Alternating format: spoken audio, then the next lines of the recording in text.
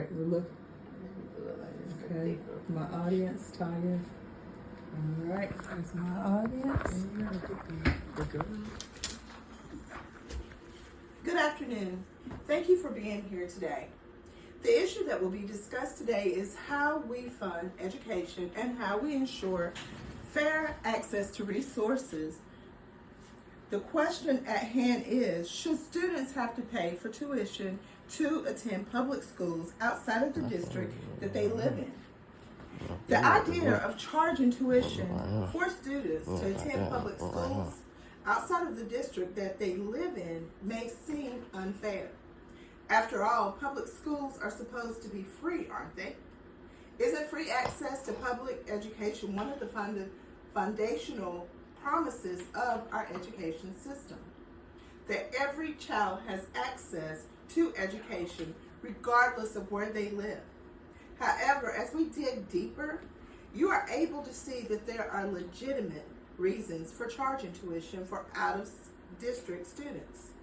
The reasons for charging tuition for out-of-district students reflect the realities of funding, capacity, and fairness in our public education system. To begin, let us look at why school districts exist in the first place. Public schools are funded by taxes, mostly from property taxes paid by residents within each district. This funding is intended to serve the children who live within those boundaries, ensuring that local resources are pulled together for the benefit of the community. The taxes paid by homeowners and businesses contribute to paying teachers, maintaining facilities, and providing necessary educational resources for children who live in that district. So what happens when students who do not live in that district attend schools there? Essentially, it's a case of paying it forward, with one district covering the cost of a student from another area. While the intention may be to provide the best education possible for all children, this situation can place a financial strain on the district. The financial strain placed on the district can cause a reduction of resources available for students who live within the district. To understand the financial involvement, we must look at how public schools are funded. According to North Carolina Forum.org, the primary sources of funding for schools are state aid and local contributions, particularly property taxes. If a child from another district attends a local school, that district receives no additional tax revenue to support that student. Consequently, the district is left to accept the cost of educating that child, costs that could be used to support the local students or to maintain smaller class sizes. And let's not forget the strain this puts on school resources. Public schools are often already operating under tight budgets. Classroom sizes are typically determined by the number of students assigned to each district. When students from outside the district are allowed in, especially without paying tuition, it can cause overcrowding and overwhelm classroom resources. Larger class sizes can lead to fewer opportunities for one-on-one instruction, which ultimately impacts the quality of education for everyone. Now, let's talk about capacity. Most public schools are designed to accommodate the students in their own district. Adding students from other areas without a proper system of checks and balances can push schools beyond their capacity. Larger class sizes mean higher student-teacher ratios, which result in less personalized instruction and an overall decline in the quality of education. In North Carolina, for example, state regulations under statute 115C-366 generally prohibits out-of-district attendance under open enrollment.